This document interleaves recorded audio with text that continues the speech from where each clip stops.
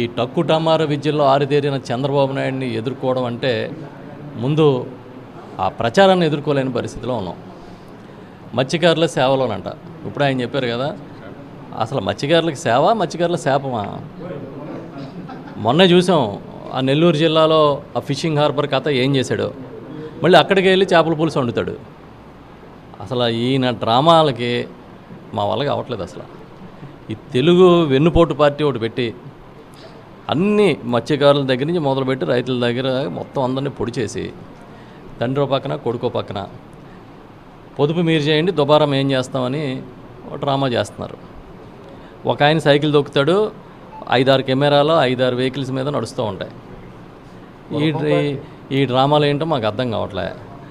మా నాయకుడు జగన్మోహన్ రెడ్డి గారు మాకు చెప్పింది ఒకటి, నిజాయితీగా పనిచేయండి అని నిజాయితీగా పనిచేస్తున్నాం. ఫైనల్గా మేము చెప్పేది ఏంటంటే, రైతులు మీరు గాలికి వదిలేశారు. ఇవాళ ధాన్యం కొనే దిక్కు లేదు.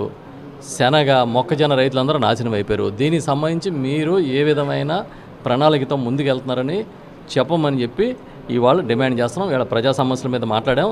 త్వరలోనే మన జిల్లాలో కూడా మా నాయకుడు జగన్మోహన్ రెడ్డి గారి ఆదేశాల ప్రకారం కార్యాచరణ తీసుకోబోతున్నాం.